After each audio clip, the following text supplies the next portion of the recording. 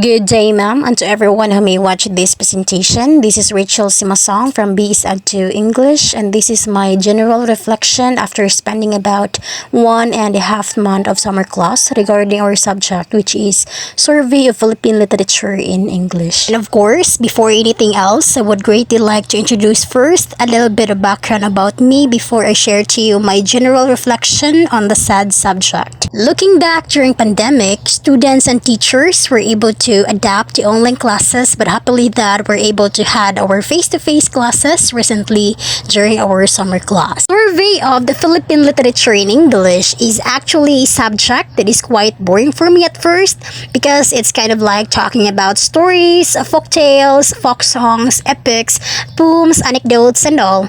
But as we go along with the days and weeks sharing and discussing these things, I was really amazed with how many real-life lessons that I've got from this subject. Speaking of Philippine literature writers, actually, there were many Philippine literature writers being introduced to us, but our teacher just chose some of their composed stories and poems to be tackled. They are Paz Marquez Benitez, Jose Garcia Villa, Dr. Rizal, Carlos Bulusan, Manuel E. Argilia, Gregorio del Pilar, and many more. We have also tackled about the evolution of the Philippine literature from the pre-Spanish period, Spanish period, and the propaganda and the revolutionary period, where it displayed some of the notable works of our Philippine literature writers which contributed a big impact to our country's history, like Dr. Rizal, Graciano Lopez Haina, Marcelo H. del Pilar, Antonio Luna, Emilio Jacinto,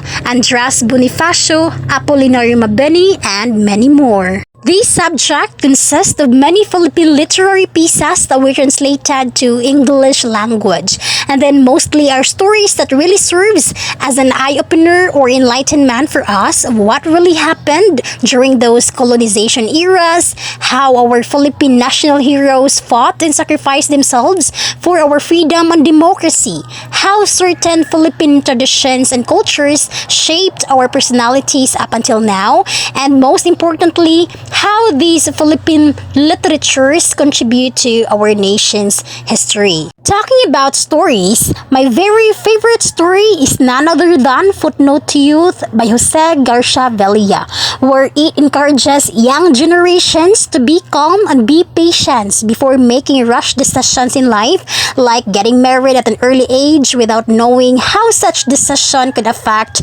their future, how such decision could possibly deprive their personal desires and happiness in life.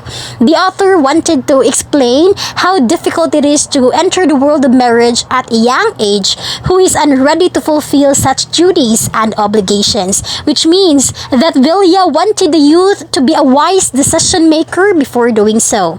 As a youth, it really taught me of how essential it is to decide carefully and to be mindful enough with our decisions, because time cannot be back and all we can do is to face the reality of our choice. It's either pain or happiness. Aside from Footnote to Youth by Villa, we have also shared about the two interesting and humorous stories of Carlos Bulusan, which entitled My Father's Tragedy and My Father Goes to Court, Mourning in the Nagribkan, and How My Brother Leon Brought Home a Wife by Manuel E. Argilia. Dead Stars by Paz Marquez Benitez, and What is an Educated Filipino by Francisco Benitez, her husband, Ningas Kugon by Francisco B. Casiano, To a Lost One by Angela Manalang, Wedding Dance by Amador T. Daggio, Love in the Corn Husk by Aida L. Rivera Ford, Leg de Molave by Rafael Zulueta da Costa, For Freedom and Democracy by Salvador P. Lopez, Faith, Love, Time, and Dr. Lazaro by Gregorio C. Brillantes, Prison by Melody Aguilar, and lastly, The Magnificence by Estrella Alfon.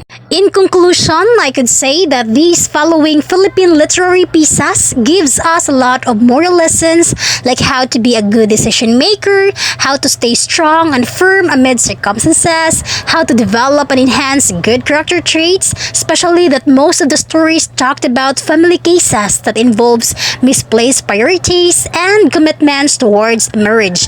And all, I'm really glad that I was able to have this subject because I realized a lot of things right now and is very eager to further read a lot of Philippine stories because it's really interesting and fun at the same time. Before I end this presentation, I am very overwhelmed and grateful enough to commend Ma'am Kwani, our dearest instructress for the subject, because of her dedication and passion to share to us her prior knowledge regarding on the topics that she had discussed. She was really able to impart to us the knowledge that made us connect with it. Alright, so that's all for my general reflection on our subject, Survey of the Philippine Literature in English.